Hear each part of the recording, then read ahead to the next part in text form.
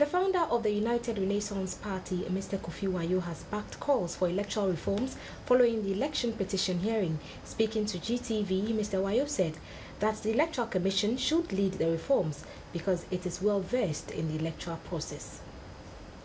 The just-ended election petition hearing exposed some inefficiencies in the electoral system.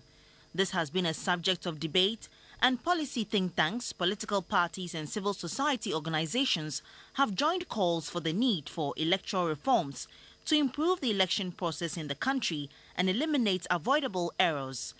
The founder of the United Renaissance Party, Mr. Kofi Wayo, has also come up with specific areas that should be reformed. He said the period of registration for new voters should not be specific, as is the case. If you want to be a presidential candidate, 6 months before elections, all the documentation should be given to you, and you prepare yourself and you come, okay? But here, they control everything. They play it to their chest. Afari Jan should not wait last minute to start distributing documents to people. All right. You understand? Number two, Ghanaians got to understand, you can't employ people 24 hours for election. Okay, number three, registration for voting. It should be year-round.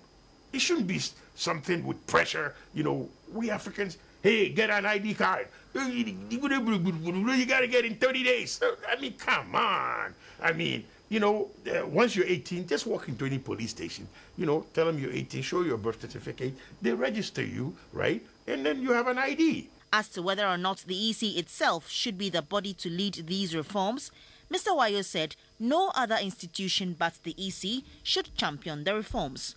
It's their baby.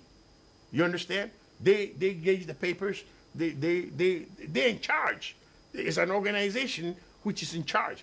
And don't forget, in 2000, if Afari Jan was a coward, if he was going to rig the elections, that's when, you know, we were watching that very well. Yeah. He also intimated that the EC should set realistic requirements for political parties which are interested in taking part in the general elections to encourage participation.